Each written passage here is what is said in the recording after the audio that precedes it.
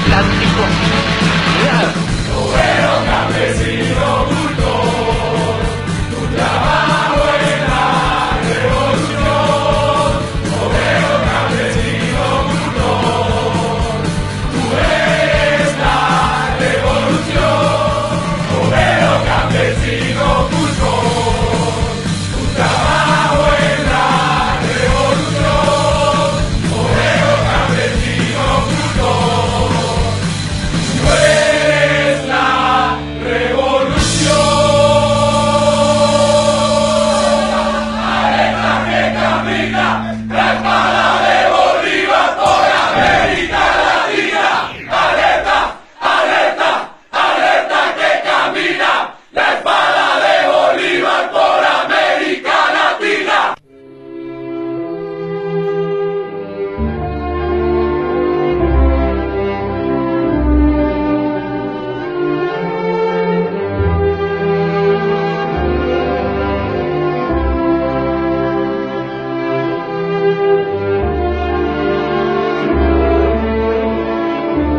Prácticamente toda mi vida he estado vinculado al proceso revolucionario, al proceso de transformación de Nicaragua.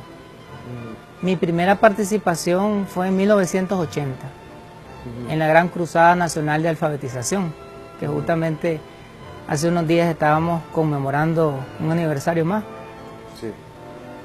Era un niño cuando participé en la alfabetización. Estaba en 6º grado y fui el alfabetizador más chavalo de la 4ª región.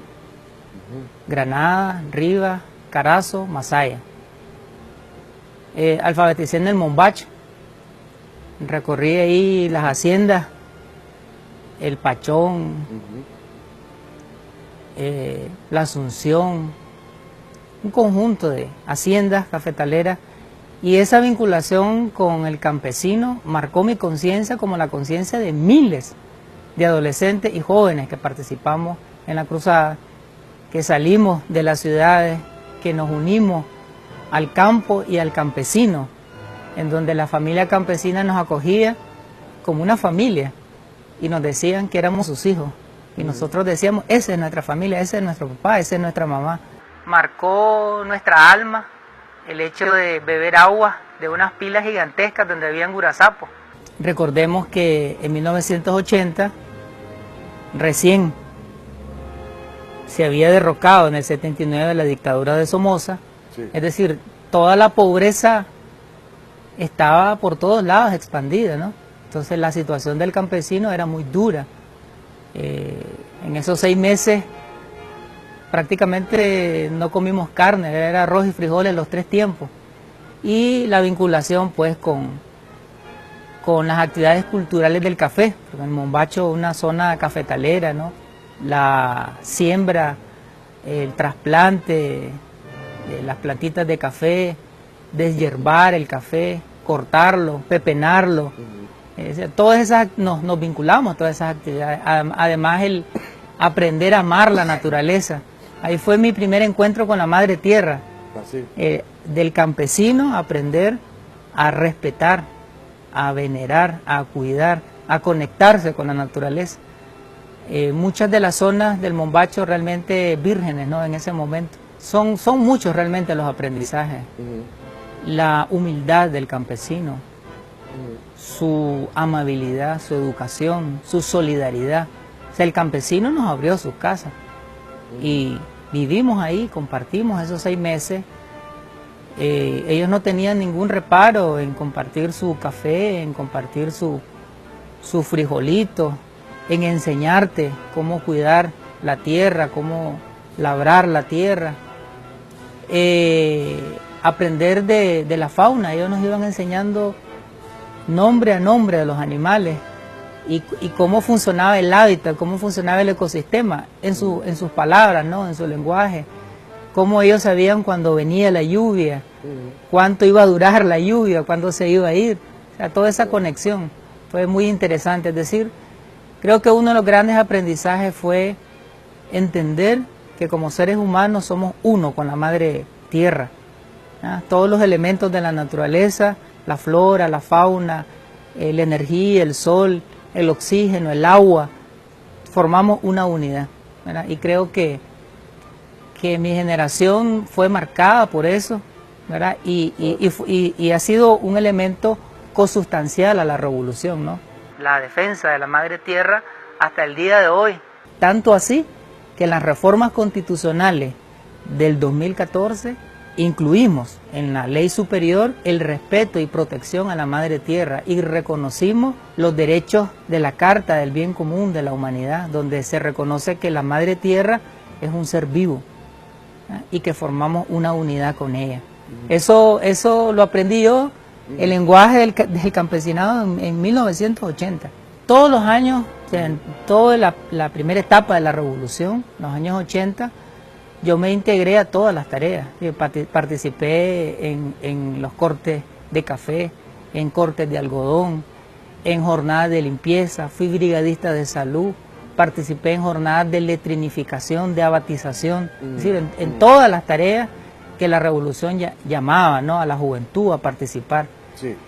Y lo hice desde las juventudes cristianas, ¿ya? Desde diferentes movimientos juveniles cristianos, desde la pastoral juvenil del CEPAD, desde un movimiento que conformamos en los 80 que se llamó Movimiento Juvenil Cristiano Interdenominacional, donde habían jóvenes cristianos evangélicos de distintas denominaciones y que juntos, pues, con mucha convicción desde nuestra fe, pero también desde nuestros compromisos con la revolución, participábamos en todas las tareas que se nos demandaba en ese momento, ¿no?, para fortalecer ese modelo que estaba permitiendo a Nicaragua salir de la pobreza y alcanzar un nivel de desarrollo superior, ¿no?, al que se encontró en 1979, ¿no?, producto de la dictadura de Somoza, donde había una masificación de la pobreza, un nivel de analfabetismo muy alto, exclusión social, concentración de la riqueza, concentración del capital, el campesinado totalmente vulnerado en sus derechos, negado en su existencia humana. El campesinado no tenía nada más que su fuerza de trabajo, la clase obrera excluida también de las posibilidades de tener una vida digna con salarios infrahumanos. Nicaragua con uno de los países, uno de los indicadores de pobreza más alto en América Latina.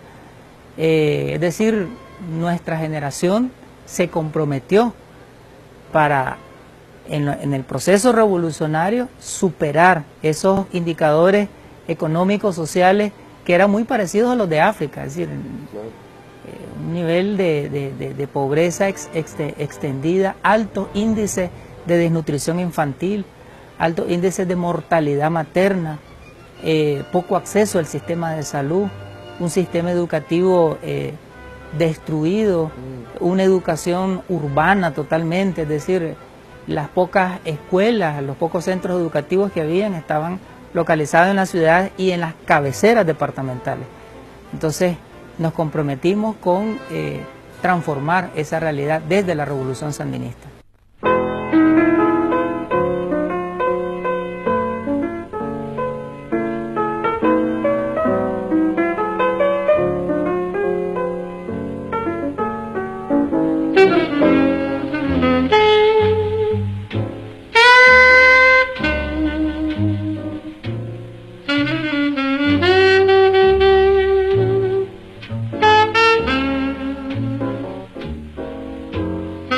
Yo empecé a trabajar el campo de derechos humanos en 1990, ¿no? 1990.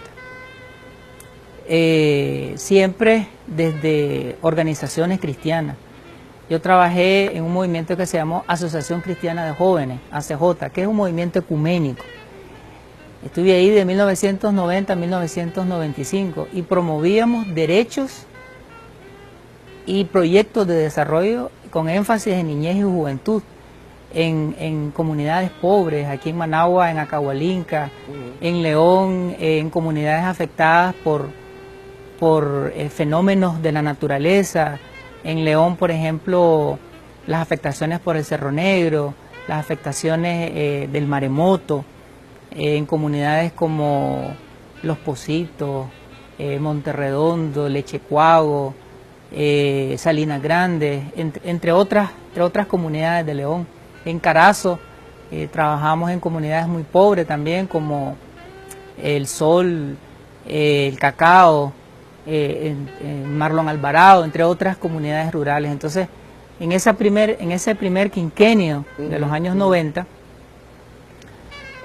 muy vinculado a proyectos comunitarios, a proyectos de defensa de los derechos humanos. Ya estábamos en otra etapa, ¿verdad? En otra etapa, en los años 80, trabajamos por transformar Nicaragua desde la revolución y aportar a ese proceso de reforma agraria, de institucionalizar la educación y la salud gratuita, de masificar la educación, de buscar cómo abrir oportunidades para la juventud. En los años 90 se da un proceso de involución, es decir, todos esos derechos sociales y derechos colectivos construidos en los años 80, en los años 90 se da un proceso de involución y de desmontar las conquistas de la revolución, el proceso de privatización, el proceso en donde el Estado se desembaraza de sus responsabilidades sociales, se desembaraza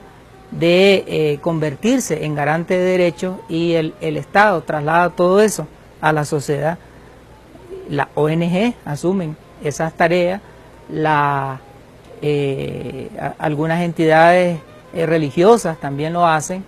Entonces, frente a esa ausencia del Estado, ¿no?, en temas sociales, en temas de derechos, estuve en los años 90 y parte del 2000 en muchas organizaciones sociales. Te mencioné una, la Asociación Cristiana de Jóvenes, pero estuve en otras también, en la Asociación Scout de Nicaragua, en el Consejo de la Juventud de Nicaragua, que el Consejo de la Juventud es en ese momento era una red de organizaciones de jóvenes, de movimientos de jóvenes, de deporte, cultura, religioso, de distintos signos, con el propósito de reivindicar derechos de la juventud. Estuve también en la coordinadora de organismos que trabajan por la niñez y la adolescencia, estuve en el Centro Nicaragüense de Derechos Humanos, es decir, en una cantidad, digamos, de organizaciones, y durante todo ese tiempo cuestionando, ¿no?, cuestionando las políticas neoliberales, cuestionando las políticas de ajuste estructural, cuestionando las violaciones masivas a los derechos humanos, en particular derechos de la niñez y la juventud, ¿verdad? Esa era mi fuerza, digamos, ¿no? Cuestionando la poca inversión pública del Estado en educación y en salud, la poca existencia de vacunas para los niños, los altos índices de desnutrición en la niñez, desnutrición crónica, desnutrición severa, desnutrición aguda. Entonces, realizaba una labor de cuestionamiento, de denuncia y de acción también. O sea, no solamente señalando qué cosas el Estado no estaba haciendo, sino desarrollando proyectos para contribuir a que esos derechos se hicieran realidad desde una participación social activa. No dejé de estudiar.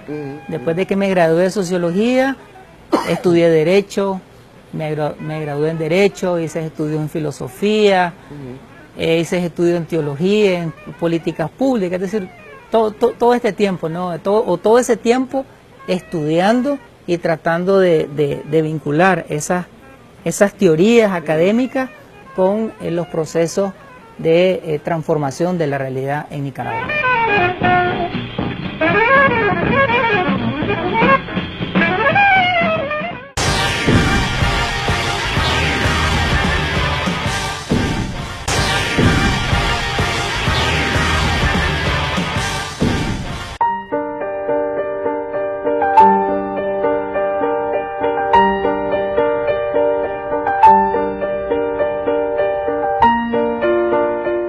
Yo fui nombrado como Procurador de la Niñez y la Adolescencia en 1999. 1999.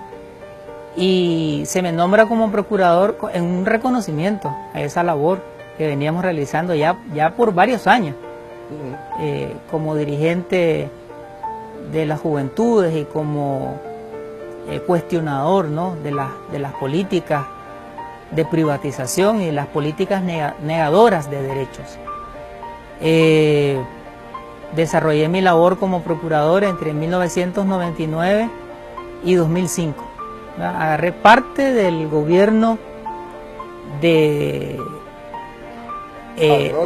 Alemán, agarré parte del gobierno de Alemán y parte del gobierno de Bolaños. Y realicé mi labor como procurador de la niñez y la adolescencia, una labor muy de campo.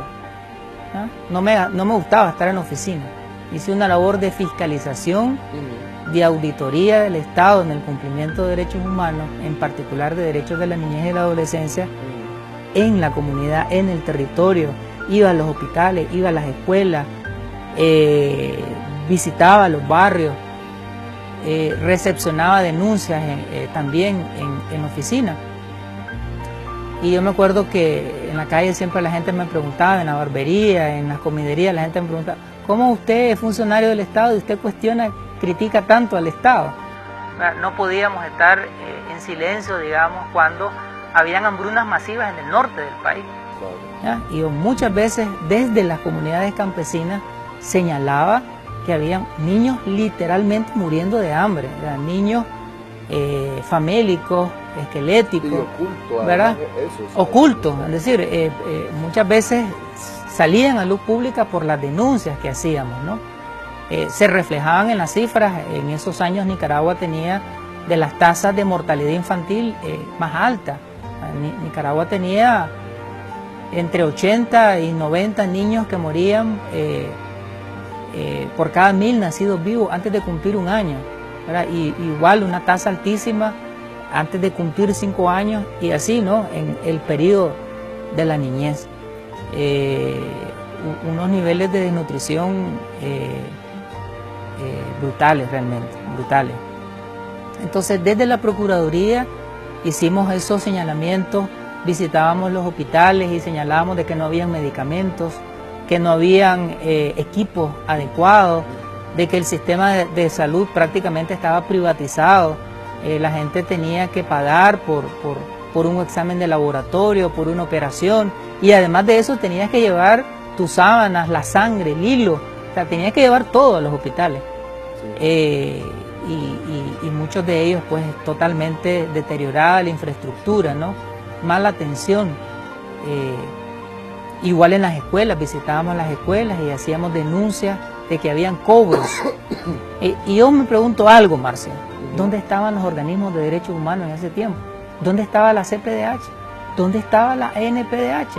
O sea, ellos dicen que tienen 30, 40 años de existir, pero si vos te fijas, esos organismos son conocidos hasta hace 3 meses, hasta hace 4 meses. Sí. O sea, durante esos 3 gobiernos, el gobierno de Doña Violeta, el gobierno de Alemán y el gobierno de Bolaños, estuvieron en un silencio sepulcral. Es decir, no dijeron absolutamente nada frente a la violación de los derechos sociales, los derechos colectivos, el derecho a tener una calidad de vida óptima, el derecho a la educación, el derecho a la seguridad alimentaria. O sea, no dijeron nada. Eran inexistentes en Nicaragua esos organismos de derechos humanos. Y yo me pregunto, ¿dónde estaban los constitucionalistas también? En eso, o sea, ese montón de expertos en derecho constitucional, ¿dónde estaban?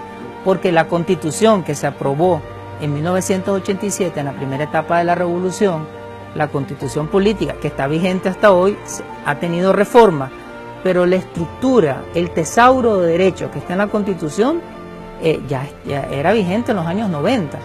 Y esa Constitución establece que la educación en Nicaragua es gratuita y que no deben de haber cobros en el sistema educativo. ¿Ya? Sin embargo, desde la Procuraduría nosotros denunciábamos que se cobraba en las escuelas por la prematrícula, por la matrícula, por la mensualidad, por la entrega de boletines, por los certificados de notas para graduarte. Me acuerdo que hicimos en la Procuraduría un estudio que le pusimos el pupitre vacío. Nosotros no hacíamos denuncias en la Procuraduría en base a medios de comunicación. Nosotros hacíamos denuncias en base a dialogar con la gente, a escuchar a la comunidad. y a construir estadísticas de primera mano. Yo recuerdo que hicimos un estudio de cuánto le costaba a una familia nicaragüense tener a un hijo en el colegio, o a 2 o a 3 en un año, y era altísimo. Entonces nosotros señalábamos, en Nicaragua no se respetan los preceptos constitucionales de que la educación es gratuita, que la educación es universal. Y así cada derecho, íbamos en una labor constante de cuestionamiento. El derecho al acceso a la justicia, era otro derecho. No habían casi tribunales de justicia, ¿verdad? Eran pocos los juzgados que habían en el país. Si nos ponemos a analizar, la infraestructura judicial fundamental del país se ha construido en estos últimos 11 años, pero en ese periodo, ¿verdad? Habían pocos juzgados, ¿verdad? Hoy tenemos un sistema de justicia especializado, hoy tenés juzgados especializados contra la violencia, tenés juzgados de familia, tenés juzgados laborales. Es decir, antes la mayoría de juzgados eran juzgados locales únicos, ¿verdad? Es decir, juzgados, hoy tenés juzgados especializados de adolescentes. Entonces, antes los juzgados asumían varias materias del derecho. Sí. Hoy, en esta segunda etapa de la revolución, se ha creado una infraestructura judicial que permite juzgar los casos por materia. Pero en ese tiempo, ¿verdad? En los años 2000, no existían pues estas materias especializadas del derecho. Cuando yo dejé de ser procurador en el 2005, sí, me dediqué a hacer análisis, a hacer propuestas, cuestionando siempre al gobierno de Bolaño y a hacer propuestas para superar las grandes brechas de desigualdad que estábamos viviendo. En ese periodo, en el año 2008, fue nombrado el padre Miguel de Escoto como presidente de la Asamblea General de las Naciones Unidas. Sí. Y entonces el padre me hizo una propuesta que me sacudió hasta lo más íntimo, ¿verdad? Me dice, ¿te gustaría ser parte de mi equipo de Naciones Unidas? Yo le dije, claro que sí, con todo gusto, pues vas a ser mi asesor en derechos humanos. Y yo me puse a pensar, ¿qué le voy a asesorar al padre Miguel de Escoto, verdad? Que es un erudito, claro, el mejor canciller que ha tenido Nicaragua en su historia, el que le ganó al imperio, al gobierno de Estados Unidos, el juicio de La Haya. Pues yo le dije, sí, padre, lo voy a acompañar, ¿verdad? Pero yo pensando más que asesorarlo en aprender de él y aprender con su equipo. Y estuve ahí con él pues todo el periodo, ¿no? Nunca me imaginé estar en las entrañas del imperio un año, en Naciones Unidas, ¿verdad?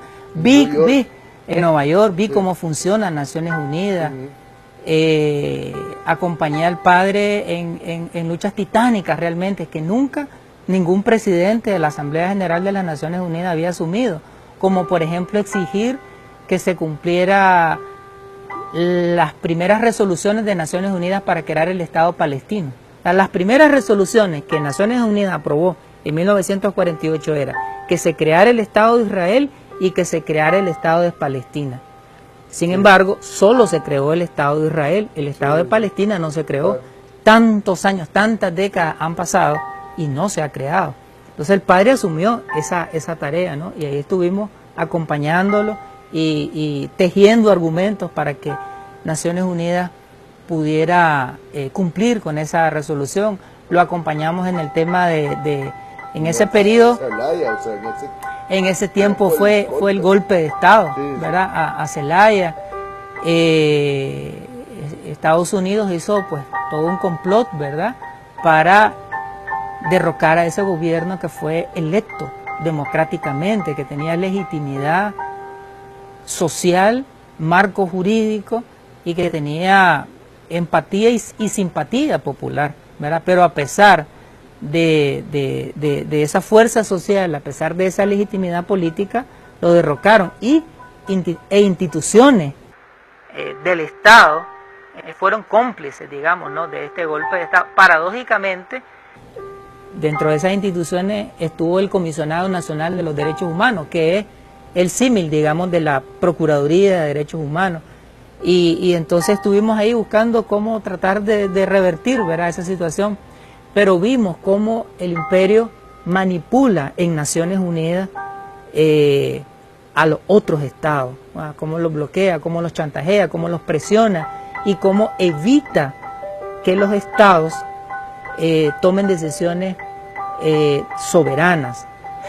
Mira, creo que él hizo grandes aportes en Naciones Unidas. Una de las tesis que él esgrimía es que Naciones Unidas debía ser refundada. Porque antes de él se hablaba de la democratización de Naciones Unidas, pero él hizo un planteamiento mucho más radical. Y él dijo, Naciones Unidas debe refundarse en todos los sentidos. Hay que cambiar su reglamento, su lógica, su estructura, su organización. Él planteó sin ningún temor, sin ningún rubor, de que Naciones Unidas no debía estar en Nueva York. O sea, ¿cómo iba a estar en la sede del país que más había violado los derechos humanos en los últimos 2 siglos? ¿Verdad? Con invasiones, con bombardeos, destruyendo cultura, propinando genocidios. Entonces, que no era posible que la sede de Naciones Unidas estuviera en Nueva York, que había que moverla a otro país que fuese más respetuoso de los derechos humanos y un país que respondiera a los objetivos de la Carta de Naciones Unidas. Carta de Naciones Unidas dice que ese organismo se constituye para fomentar la paz, el diálogo, la convivencia entre las naciones, para fomentar la cooperación entre los estados. Y el padre Miguel de Escoto decía, Estados Unidos hace todo lo contrario, promueve la desunión, violenta la soberanía de los estados, irrumpe con la paz, con la seguridad, entonces no puede estar acá. El padre Miguel de Escoto cuestionó el Consejo de Seguridad y él decía, Consejo de Seguridad no debe existir. ¿Cómo es posible que 5 países tengan derecho a veto y retrotraigan o paralicen las decisiones de la Asamblea General de las Naciones Unidas? Él decía, la decisión debe de estar en la Asamblea General. Él decía, no debe de existir ni G20, ni G8, ni Consejo de Seguridad. Él decía, los G192, decía él, que era el número de estados que en ese momento eran miembros de Naciones Unidas. Es decir, él quería que Naciones Unidas se convirtiera realmente en una organización democrática, en donde cada estado, cada voto de cada estado miembro tuviera el mismo peso, ¿verdad? Y no fueran los países más poderosos, los países ricos, los países del norte y Estados Unidos principalmente quienes decidieran, ¿verdad?, o quienes se burlaran de las decisiones de la Asamblea General, porque a veces la Asamblea General toma una decisión y Estados Unidos con sus aliados se burlan de esa decisión, o a la inversa, a veces Estados Unidos y sus aliados toman una decisión sin tomar en cuenta la Asamblea General. Te pongo un ejemplo. La Asamblea General en todos los últimos años, en el periodo que estuvo el padre, pero también en todos los últimos años, ha aprobado una resolución para que Estados Unidos levante el embargo contra Cuba. ¿Ya? Y todos los años son 3 votos nada más, entre 3 y 4 votos los que se oponen a esa resolución. Los de siempre son Estados Unidos e Israel. Esos son los 2 votos que están en contra y dos que se suman ahí en el camino.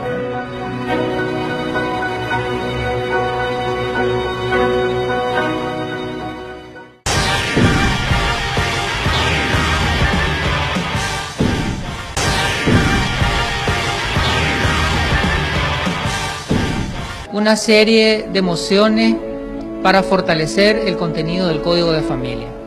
Este código viene a definir un procedimiento sustantivo y adjetivo sobre derechos que establece la Constitución Política. En el año 2012, ¿verdad?, asumo la diputación dentro de la bancada del Frente Sandinista de Liberación Nacional.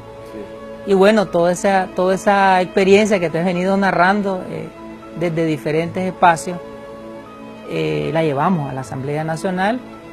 Me integro en 2 comisiones, en la Comisión de Justicia y Asuntos Jurídicos y en la Comisión de Mujer, Niñez, Juventud y Familia. En esa comisión soy vicepresidente. Nicaragua en estos 11 años es otra Nicaragua. En el año 2000 2006 nosotros teníamos un Producto Interno Bruto de 7.500 millones de dólares. Al año 2016 nosotros tenemos un Producto Interno Bruto de 13.500 millones de dólares. Es decir, en 11 años el gobierno sandinista logró duplicar el Producto Interno Bruto, el PIB, que es la cantidad de bienes y servicios que una nación produce en un año. Y nosotros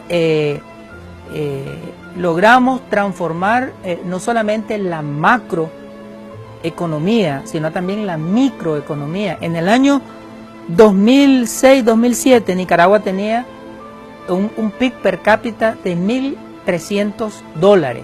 Al 2016 nosotros teníamos un PIB per cápita de $2.100, es decir, casi duplicamos el PIB per cápita, el PIB por persona, ¿ya? Eso muestra un crecimiento en los ingresos, en la capacidad productiva.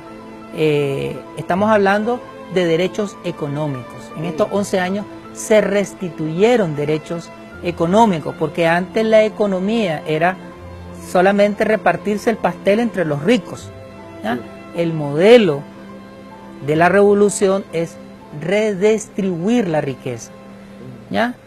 El modelo de los otros gobiernos era socializar las pérdidas, ¿ya? El modelo de nuestro gobierno es socializar los ingresos, ¿ya? Es una lógica económica distinta. Nosotros en el año 2006 teníamos un nivel de pobreza del 48%, es decir, la mitad de los nicaragüenses, de cada 100 nicaragüenses, 50 aproximadamente eran pobres. Al 2016 nosotros teníamos un 24% de pobreza, es decir, logramos reducir a la mitad la pobreza, y eso lo reconocían todos los organismos internacionales, lo reconocía el Banco Mundial, lo reconocía la CEPAL, los órganos económicos de Naciones Unidas y otros órganos económicos internacional reconocían el progreso económico de Nicaragua. Teníamos un 17% de la población en pobreza extrema. Al 2016 llevamos esa cifra al 6%. De nuevo, en un 100%, prácticamente de 17 a 6, en más del 100% logramos reducir los índices de pobreza extrema. Y después de tener un modelo de Estado que se desarrolló durante los gobiernos libero-conservadores, un modelo de Estado de restricción a la inversión pública, pasamos a un modelo de Estado que prioriza la inversión pública para combatir la pobreza, que prioriza la inversión pública para alcanzar desarrollo. De tal manera que en el año 2007 nosotros teníamos 14.000 millones de córdobas del presupuesto general de la República para ser invertido en combate a la pobreza. Al año 2016 nosotros tenemos 46.000 millones de córdobas destinados a combatir la pobreza, es decir, duplicamos en un 229%, superamos en un 229% los recursos económicos de nuestro gobierno destinados a la reducción de la pobreza. Y en el gasto social, los gobiernos anteriores, lo máximo que llegaron a alcanzar fueron 12.200 millones de córdobas. Al 2017 nosotros teníamos 44.517 millones de córdobas, es decir, superamos en 261% lo que los gobiernos anteriores dedicaban al gasto social, es decir, a temas de educación, de salud, de vivienda y de protección social de la población. Entonces, eso es lo que se quería golpear. Eso es, o sea, lo que molestaba a los grupos políticos que han movido el golpe, el intento de golpe, que son políticos que estuvieron. Si vos te fijas quiénes son los analistas de ese grupo, quiénes son los promotores, los ideólogos, etcétera, ministros, exministros, diputados, exdiputados, embajadores, exembajadores, excancilleres, esos son los portavoces, esos son los supuestos iluminados, ¿verdad? Lo que están tratando de hacer es, lo que intentaron hacer fue desmontar eso que habíamos logrado. En materia social, miremos el gran salto que dio Nicaragua en estos últimos 11 años, favoreciendo y reconociendo derechos que en sus gobiernos eran derechos que estaban reconocidos solo de forma nominal. Es decir, eran derechos que estaban escritos en la Constitución y otras leyes, pero que nunca se hacían verdad, nunca se hacían realidad, nunca se materializaban. Por eso yo te decía antes, ¿y dónde estaban los constitucionalistas? ¿Y dónde estaban esos que dicen ser expertos en la Constitución? Si la Constitución dice que la educación es una responsabilidad indeclinable del Estado, y el Estado se desembarazó de la educación. Claro. ¿Dónde estaban esos doctores en Derecho Constitucional si la Constitución del 87 dice que la salud es un derecho del pueblo y que debe de haber una prioridad del Estado para los sectores de la población que están en condiciones de vulnerabilidad para construir programas de salud? Eso está en la Constitución. Sin embargo, ellos hicieron lo contrario. ¿Ya? Ellos reducían los montos de inversión para el área social. Los derechos de las personas adultas mayores, en la primera etapa de la revolución, claro, aquí estalló esto, ¿no? En lo que es el intento de golpe. Pero es una manipulación, ¿ya? Es una manipulación y una utilización de la imagen, porque el tema de los jubilados, de los pensionados, de los adultos mayores, es un tema sensible, es un tema que toca la fibra del corazón, del alma, de la sociedad. Pero ellos no se preocuparon por los adultos mayores. En los años 80, el presidente Daniel creó la pensión reducida para los adultos mayores y el gobierno de doña Violeta la quitó, la eliminó. ¿Ya? Y entonces el movimiento de los adultos mayores, la unidad del movimiento de los adultos mayores, estuvieron solicitando que ese derecho fuera restituido. Y el presidente Daniel restituyó ese derecho, restituyó la pensión reducida en el año 2013, de tal manera que aunque los adultos mayores no tuvieran las 750 cotizaciones, bastaba con tener 250 como mínimo para que recibieran su pensión reducida, y de esta manera se impacta la calidad de vida de centenares de miles de personas adultas mayores. Estamos hablando que esto posibilita la supervivencia de los adultos mayores que entregaron sus vidas por su familia y por el país. Luego ellos demandan de que no era suficiente el decreto presidencial, sino una ley. En la Asamblea Nacional recibimos la propuesta y la aprobamos intacta. Claro. Intacta, como la propusieron los adultos mayores, y de tal manera que ese derecho ya quedó institucionalizado, no solo vía decreto presidencial, sino que vía una ley de la República. Y yo puedo irte mencionando programa a programa, más de 40 programas sociales. En estos meses se han dado muchas paradojas, ¿no? Muchas paradojas. Los que intentaron dar el golpe de Estado, cuando ellos fueron Estado, violentaban derechos humanos y estaban tratando de trastocar un modelo de desarrollo estructurado en base a derechos humanos. El Plan Nacional de Desarrollo Humano es la política de país, la política de este gobierno, ¿ya? En donde los seres humanos y sus derechos ocupan el centro de la economía, el centro de la educación, el centro del modelo institucional, el centro de todo. Ellos, cuando fueron gobierno, los seres humanos no eran considerados como tales, los derechos no eran considerados como tales, eran considerados como mercancías.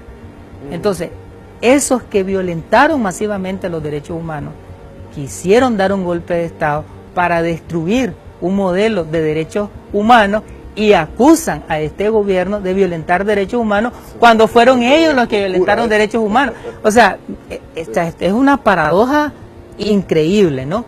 Entonces, ellos violentaron el derecho a la libertad de circulación y de movilización. El presidente Daniel lo ha dicho en varias de sus intervenciones públicas. Es decir, el país entero estaba secuestrado. Claro, ¿ya? Los famosos tranques. Los famosos tranques. ¿Ya? Comunidades, barrios, comarcas, municipios enteros estaban secuestrados porque las personas no se podían desplazar hacia sus centros de trabajo, hacia sus iglesias. Entonces se violentó masivamente el derecho a la libertad de movilización y de circulación. Los organismos de derechos humanos nacionales e internacionales, la oficina del comisionado, la oficina del alto comisionado de los derechos humanos, tampoco no vio ni esta violación ni ninguna de las otras violaciones de derechos humanos. Se violentó el derecho al trabajo porque se impedía a las personas ir a sus unidades productivas, a sus centros laborales. Se incendió y se quemó pequeños negocios. Y en otro momento que conversábamos decíamos, ¿no?